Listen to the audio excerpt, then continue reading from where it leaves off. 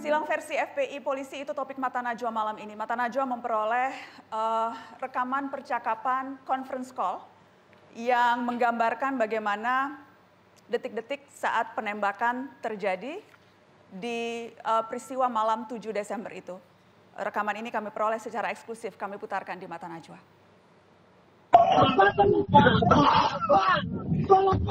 Kiri ya? Makan apa nih?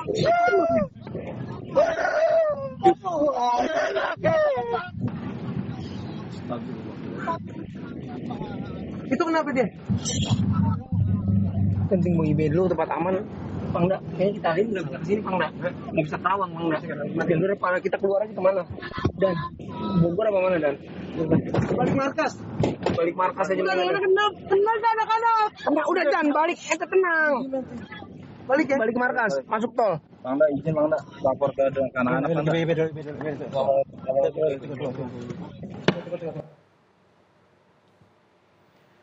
Bang Munarman, ini masih rangkaian peristiwa yang sama. Anda mengenali suara-suara di telepon percakapan itu? Iya, ini menurut keterangan yang laskar kita yang pengawal malam itu yang masih hidup, ya, yang berhasil lolos tadi di mobil Avanza itu, ini menurut keterangannya adalah suara dari salah satu laskar yang di mobil Chevrolet. Nah, kita tidak tahu persis karena ini perlu justru itu kita perlu tim penyelidikan ya. Kita tidak tahu persis apakah itu dalam kondisi yang jeritan awal tadi ya, teriakan awal tadi itu apakah itu kondisi sedang disiksa ya, yang kesakitan tadi. Nah, itu yang kita perlu telusuri. Tapi kita pastikan itu suara betul dari para pengawal yang malam itu hadir di lokasi kejadian begitu. Dan setelah suara itu apakah masih ada lanjutan cerita karena yang Mata Najwa peroleh hanya sebagian ini, apakah? Terputus, itu terakhir. Jadi ini percakapan terakhir. Percakapan terakhir jadi itu bukan voice note tapi itu adalah rekaman semacam conference, telepon conference begitu ya, antara mobil kepala rombongan yang sudah tiba di lokasi tujuan sama mobil yang Chevrolet yang korban 6 ya dengan mobil yang di KM 57 itu. Lebih kurang begitu tuh ininya gambarannya di rekaman terakhir itu. Oke, sekali lagi saya tekankan ini adalah kronologis. Malam ini Mata Najwa silang versi, ini adalah kronologis dan versi dari FPI. Sekarang saya akan tunjukkan kepada Anda rekonstruksi yang dilakukan oleh polisi. Ini versi polisi.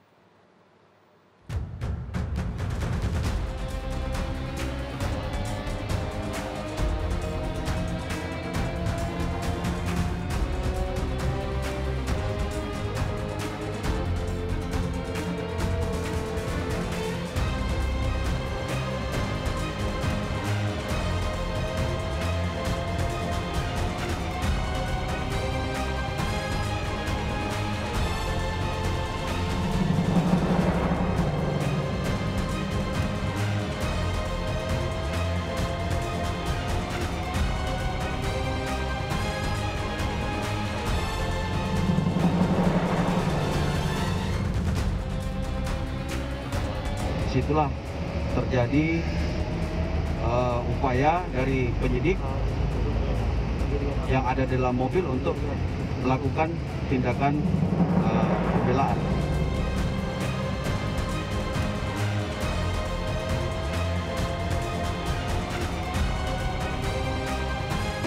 Memang benar terjadi penyerangan yang aktif menyerang ya dari kelompok itu dari awal.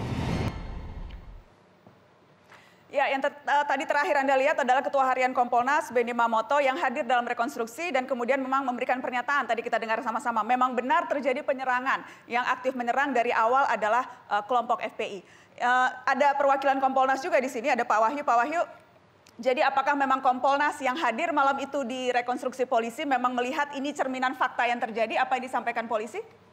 Jadi gini Mbak Nana, Kompolnas diundang untuk mengikuti rekonstruksi. Dalam undangan yang ada itu selain Kompolnas ternyata ada pihak lain yaitu Komnas HAM dan yang lainnya ada Kontras ya. Lalu kita rembukan siang itu kita sepakat yang kita kirim Pak Benny Mamoto. Mengapa Pak Benny? Karena beliau punya background reserse. Kalau yang lainnya nggak berkon. Sehingga kita harapkan sebagai orang yang punya pengalaman lama di reserse, Pak Benny mampu mengamati setiap tahapan demi tahapan. Oke, dan tadi kesimpulannya Pak Benny Pak Benny mengatakan bahwa memang yang dilakukan polisi proporsional, kemudian faktanya seperti itu berdasarkan dari rangkaian-rangkaian ketika dilakukan interogasi, dilakukan pemeriksaan. Itu datanya. Nah, soal apakah benar atau tidak itu nanti proses lain. Tapi fakta di rekonstruksi kami Kompolnas melihat sesuai dengan SOP yang memang harus dilakukan. Jadi tidak ada SOP yang dilanggar, kesimpulan sementara dari pengamatan yang rekonstruksi itu menurut Kompolnas, polisi profesional menjalankan tugasnya, memang itulah yang dilakukan? Yang dilakukan. Memang ada beberapa catatan yang menjadi catatan kami untuk kami diskusikan, dan itu nanti akan kami lakukan evaluasi. Memang tugasnya Pak Beni datang ke sana bukan hanya untuk nonton, tapi juga melihat tahapan, juga evaluasi. Nah, apakah evaluasinya ini sedang kami lihat tahap per tahap, kami cek betul atau tidak sesuai dengan aturan yang ada, sesuai dengan fakta di lapangan, sesuai dengan itu sedang kita cek gitu ya. Oke, ada 4 titik TKP di rekonstruksi polisi. Saya ingin kita melihat satu persatu TKP-nya. Yang jelas di TKP pertama dalam rekonstruksi disebut ketika ada 4 laskar FPI keluar dan menyerang mobil polisi dengan senjata tajam. Kemudian disebutkan polisi mengeluarkan tembakan peringatan dan dibalas oleh tembakan oleh anggota FPI. Kalau ini rekonstruksi yang terjadi, apakah kemudian ini memang faktor yang Anda mengatakan polisi sudah profesional karena polisi hanya membela diri? Berangkat dari pertama TKP di awal itu? Oh iya. Jadi karena serangan pertama dari rekonstruksi itu karena itu kan sebetulnya kan merupakan menggambarkan apa yang merupakan hasil pemeriksaan yang ada di BAP. Rekonstruksi menunjukkan bahwa yang terjadi seperti itu dan polisi melakukan pembalasan atas penyerangan. Dalam rekonstruksi ya, kita lihat dalam konteks itu, dan Kompolnas tidak pada kewenangan untuk lihat benar atau tidak, tapi melihat bahwa prosesnya seperti itu. Oke, yang jelas juga Kabareskrim sempat mengeluarkan pernyataan. Kita akan dengarkan apa pernyataan Kabareskrim soal rekonstruksi yang terjadi. Hasil penyidikan sementara, kami peroleh fakta bahwa ditemukan senjata api dan senjata tajam di TKP. Ditemukan penggunaan senjata api dengan didapatnya jelaga di tangan pelaku. Jadi ditemukan senjata api, senjata tajam di TKP, ada jelaga di tangan pelaku, kemudian juga yang tadi belum masuk adalah ada kerusakan mobil petugas. Saya ingin ke Pak Anton, Kang Anton, Anda mantan Kapolda, apa yang Anda tangkap dari rangkaian peristiwa yang direkonstruksi oleh polisi? Polisi melakukan satu tindakan tegas terukur adalah karena dirinya terancam. Apakah situasi terancam ini memang demikian? Ini kita perlu dalami, telusuri lebih dalam. Karena tetap ini adalah akan menjadi sebuah produk hukum, di mana produk hukum ini sesuai dengan pasal 184 KUHP, yaitu ada 5 alat bukti yang sah. Jadi tidak bisa hanya satu-satu, tapi ini harus merupakan satu yang integral. Oke, tadi Anda katakan polisi melakukan tindakan tegas dan terukur. Ukurannya apa jadi? Bahwa patokan, penggarisnya untuk kita mengatakan ini sudah terukur apa, Pak? Ada rasa terancam keselamatan jiwanya. Nah, apabila kita lihat di sini, tadi ada yang mengatakan bahwa senjata tajam dan ada tembakan balasan. Kalau memang itu terjadi, senjata dengan senjata, ya polisi boleh membela diri untuk melakukan tindakan terukur. Nah, namun hal ini perlu dibuktikan. Apakah benar demikian fakta-faktanya? Biarkan penyidik nanti untuk lebih menyelidiki fakta-fakta ini lebih dalam lagi. Oke, saya ingin lempar ke Bang Munarman. FPI tidak dilibatkan dalam rekonstruksi atau memang keluarga diminta atau bagaimana ceritanya? Tidak. Jadi ada satu hal yang saya mau kritik ya, secara normatif saja. Jadi di dalam kitab Undang-Undang Hukum Acara Pidana tentang proses bagaimana menemukan peristiwa pidana dan menemukan pelaku, ya, pasal 109 ayat 2 itu, ya, itu satu peristiwa pidana itu bisa dihentikan kalau dia tidak cukup atau bukan peristiwa pidana, atau dinyatakan dia adalah dihentikan demi hukum. Nah, untuk dihentikan demi hukum ini ada 3 lagi syaratnya. Itu merujuk kepada pasal bab 8 di dalam KUHP. Kalau tadi KUHP, ini KUHP. Saya mau jelaskan ini supaya ngerti kita semua ya prosesnya itu. Ini yang saya mau kritik.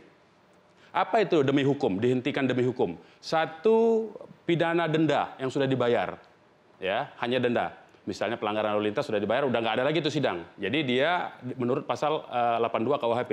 Yang kedua itu dia nebis in idem, pasal 76. Ya. Nggak boleh lagi tuh diusut ya. Kemudian pasal 78 kadaluarsa. Nah ada satu hal yang penting, pasal 77 KUHP. Kalau pasal 77 itu adalah sebuah proses penuntutan yang berimplikasi penuntutan itu adalah berhulu dari penyelidikan dan penyidikan, itu tidak boleh dilakukan kalau tersangkanya sudah meninggal. Nah sekarang pertanyaan yang besarnya, tanda tanya besar, ini siapa tersangkanya? Yang 6. Yang 6 sudah meninggal. Tidak boleh ada proses hukum terhadap yang 6 itu kembali. Jadi kalau itu dilakukan, ini pelanggaran terhadap norma hukum. Berarti negara kita bukan negara hukum. Karena apa? Karena saya lihat ini ada panggilan terhadap satu wartawan ya. Wartawan bernama Edi Mulyadi. Dia wartawan dari Forum News Network ya. Dia memberitakan investigasi sendiri. Kan teman-teman wartawan kan boleh punya hak untuk investigasi jurnalisme kan. Dia investigasi, dia memberitakan dari TKP. Kemudian dipanggil. Dipanggil pasalnya apa? Ini yang saya katakan. Bahwa ini adalah penyidikan terhadap yang 6 orang. Pasal 170 dan Undang-Undang Darurat tentang penguasaan senjata api. Ini artinya yang 6 sudah meninggal itu dijadikan tersangka terus disidik. Padahal menurut undang-undang tidak boleh.